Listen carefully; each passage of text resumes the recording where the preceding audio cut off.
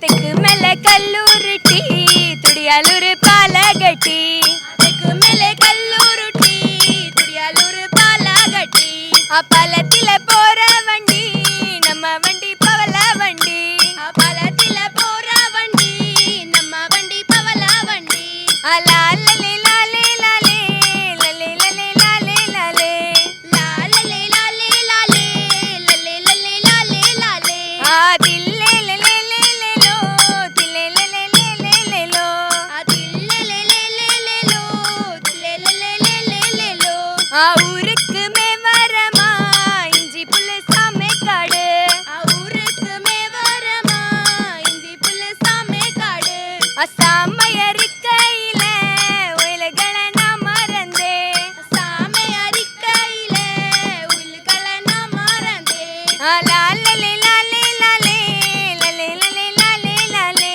ആ ലാലേ ലാലേ ലാലേ ലലേ ലലേ ലാലേ ലാലേ ആ ദില്ലേ ലലേ ലലേ ദില്ലേ ലലേ ലലേ ആ ദില്ലേ ലലേ ദില്ലേ ലലേ ആ കോന ചെരുപ്പുകാരാ കൊങ്ക് നട്ട് മീസൈക്കാരാ കോന ചെരുപ്പുകാരാ കൊങ്ക് നട്ട് മീസൈക്കാരാ ആരമയക്കുറനേ മീസൈ മുറുക്കുറയേ ആരമയക്കുറനേ മീസൈ മുറുക്കുറയേ ലാലേ ലാലേ ലാലേ ലലേ ലലേ ലാലേ ലാലേ ലാലേ ലാലേ ലാലേ ലലേ ലലേ ലാലേ ലാലേ ആ ദില്ലേ ലലേ ലലേ ദില്ലേ ലലേ ലലേ ആ ദില്ലേ ലലേ ലലേ ദില്ലേ ലലേ ലലേ താലേ കാലക്കുംബ താലേ കാലക്കുംബ താലേ കാലക്കുംബ താലേ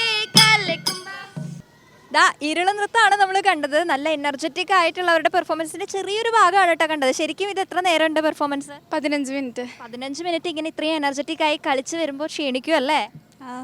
നന്നായി ക്ഷീണിച്ചെന്ന് തോന്നുന്നുണ്ട്. കഴിഞ്ഞ് വരുന്ന സമയത്ത് തന്നെ നമുക്കത് ഫീൽ ചെയ്യുന്നുണ്ടായിരുന്നു. നല്ലോണം എനർജി എടുക്കുന്നതുകൊണ്ട് തന്നെ നല്ലൊരു ക്ഷീണം എല്ലാവർക്കും ഫീൽ ചെയ്യുന്നുണ്ടായിരുന്നു. എങ്ങനെയുണ്ടായിരുന്നു പെർഫോമൻസ് കഴിയുമ്പോൾ? എന്താ തോന്നണേ? പെർഫോമൻസ് കഴിയുമ്പോൾ ഞങ്ങൾക്ക് കിട്ടുന്നത് തന്നെയാണ് ഞങ്ങളുടെ പ്രതീക്ഷ. എന്തായാലും ഞങ്ങൾ ഞങ്ങളുടെ മാക്സിമം അതിൽ കൊടുത്തിട്ടുണ്ട്. കുറേ നാളായോ പ്രാക്ടീസ് ഒക്കെ തുടങ്ങിയിട്ട്? കുറച്ച് നാളായി.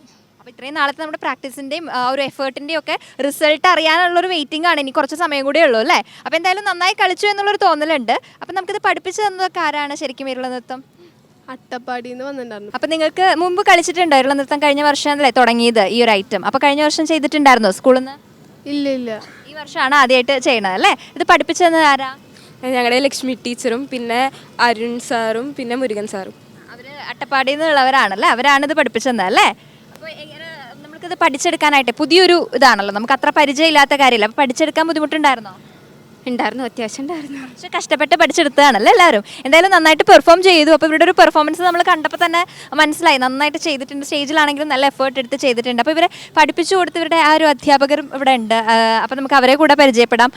വരും. ടീച്ചറുടെ പേര്? ലക്ഷ്മി. ഈ ഒരു ഇരുള നൃത്തം പഠിപ്പിച്ചത് ഇവരാണ്. അട്ടപ്പാടിയിൽ നിന്ന് വരാണല്ലേ വരും? അതെ.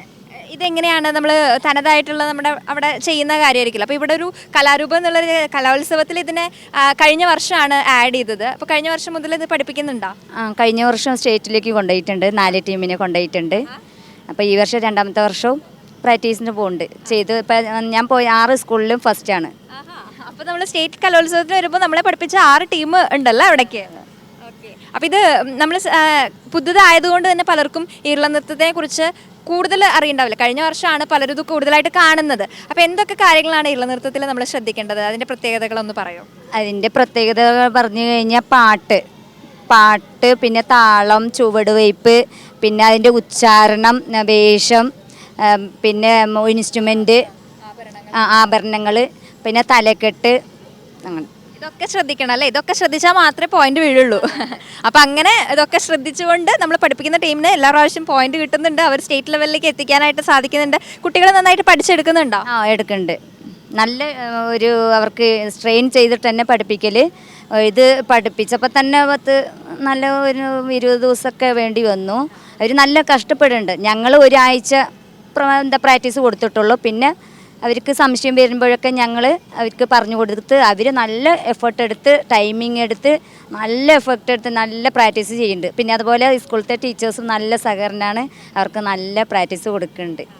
അപ്പം അങ്ങനെ എല്ലാവരുടെയും എഫേർട്ടിൻ്റെ ഒരു ഫലമായിട്ടാണ് നമ്മൾ ഇപ്പോൾ ജില്ല വരെ എത്തിയിട്ടുണ്ട്. ഇനി റിസൾട്ടിനായിട്ട് വെയിറ്റ് ചെയ്യാണ്. സ്റ്റേറ്റ് ലെവലിലേക്ക് പോകാനുള്ള ഒരു അവസരത്തിനായിട്ട് കാത്തിരിക്കുകയാണ്. നമ്മൾ ടീം മെമ്പേഴ്സും ഉണ്ട്. അപ്പം അങ്ങനെ എല്ലാവരുടെയും ഒരു കൂട്ടായ പരിശ്രമത്തിൻ്റെ ഫലമായിട്ടാണ് ഇപ്പോൾ പെർഫോമൻസ് കഴിഞ്ഞ് ടീം ഇവിടെ വെയിറ്റ് ചെയ്യാണ് റിസൾട്ടിനായിട്ട്. അപ്പോൾ എന്തായാലും നമുക്ക് സ്റ്റേറ്റ് കലോത്സവത്തിൽ തൃശ്ശൂർ ജില്ലയിൽ തന്നെയാണ്. അപ്പോൾ നമുക്ക് തൃശ്ശൂരിനെ റെപ്രസെൻറ്റ് ചെയ്ത് നമുക്ക് തന്നെ മത്സരിക്കാനായിട്ട് സാധിക്കട്ടെ. എല്ലാവിധ ആശംസകളും നേരുന്നു.